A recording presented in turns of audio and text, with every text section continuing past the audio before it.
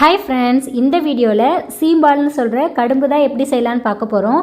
அதுக்கு முன்னாடி சேனலை எல்லாருமே சப்ஸ்கிரைப் பண்ணிவிடுங்க. நான் 1/4 லிட்டர் போல் பால் எடுத்து ஒரு பாத்திரத்தில் சேர்த்துக்கிட்டேன். 3 ஏலக்காயை நான் தட்டி சேர்த்துக்கிட்டேன். இது நம்ம ஃபில்டர் பண்ண தான் போகிறோம், ஸோ தட்டியே சேர்த்துக்கலாம். இப்போது தேவையான அளவுக்கு வெல்லம் சேர்த்துக்கலாம். வெல்லம் இல்லை நாட்டு சக்கரை ரெண்டுமே சேர்த்துக்கலாம். இதுதான் நல்ல ஆத்தென்டிக் டேஸ்ட் கொடுக்கும். இப்போது வெல்லம் பார்த்தீங்கன்னா ஃபஸ்ட்டு கொஞ்சமாக சேர்த்துட்டு டேஸ்ட் பண்ணி பாருங்கள். பாலாக இருக்கும்போது நம்ம டேஸ்ட் பண்ணும்போது ஸ்வீட்டாக இருந்தால் கூட அதை ஸ்டீம் பண்ணதுக்கப்புறம் ஸ்வீட்னஸ் குறைஞ்சிரும். ஸோ கொஞ்சம் அதிகமாக இருக்கிற மாதிரி பார்த்துக்கலாம். எல்லாத்தையும் நல்லா ஈவனாக மிக்ஸ் பண்ணிவிட்டு ஃபில்டர் பண்ணி எடுத்துடலாம். இப்போ இந்த வெள்ளத்தில் இருக்க கல், இந்த ஏலக்காயோட திப்பி எல்லாமே ஃபில்டர் ஆகிடும். ஃபில்டர் பண்ணதுக்கப்புறம் பார்த்தீங்கன்னா எந்த திப்பி தூசு எதுவுமே இல்லாமல் க்ளீனாக இருக்குது. இப்போ இதை நம்ம ஸ்டீம் பண்ண வச்சிடலாம். இட்லி குண்டான வச்சுட்டு கொஞ்சம் அதிகமாகவே தண்ணி வச்சுக்கலாம். ஏன்னா நம்ம இது 20 நிமிஷம் வரைக்கும் ஸ்டீம் பண்ண போகிறோம். ஸோ தண்ணி வத்திருச்சுன்னா தீஞ்சு போயிடும். அதுக்காக தான் தூக்கி வைக்கிறதுக்காக ஒரு கிண்ணத்தை வச்சுட்டு அதுக்கு மேலே நம்ம மிக்ஸ் பண்ணி வச்சுருக்க பாலை வச்சுருக்கேன். அப்போ தான் தண்ணி கொதிக்கும் போது இதுக்கு எந்த டிஸ்டர்பன்ஸும் இல்லாமல் இருக்கும். உள்ளே வச்சுருக்க கிண்ணத்துக்கு மேலே செப்பரேட்டாக ஒரு தட்டு போட்டுட்டு மேலே கம்பல்சரி ஒரு வெயிட் வைக்கணும்.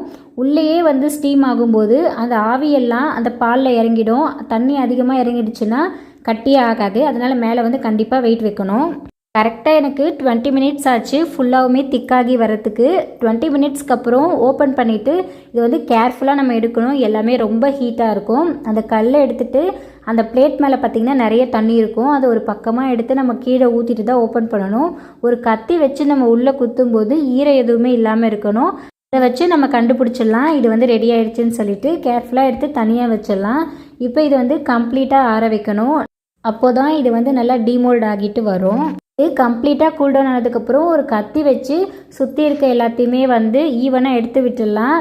கேக் எப்படி டிமோல்ட் பண்ணுறோமோ அதே மாதிரி தான் ஒரு தட்டு வச்சு ஆப்போசிட்டில் கவுத்தோன்னா நமக்கு கரெக்டாக வரணும்.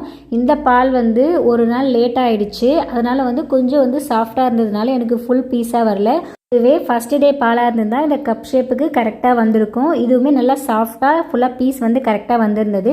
டேஸ்ட்டும் ரொம்ப நல்லா இருந்தது. கண்டிப்பாக எல்லாமே ட்ரை பண்ணி பாருங்கள். உங்கள் ஃப்ரெண்ட்ஸ் அண்ட் ஃபேமிலி எல்லாருக்குமே ஷேர் பண்ணுங்கள். சேனலை மறக்காமல் சப்ஸ்கிரைப் பண்ணிவிடுங்க.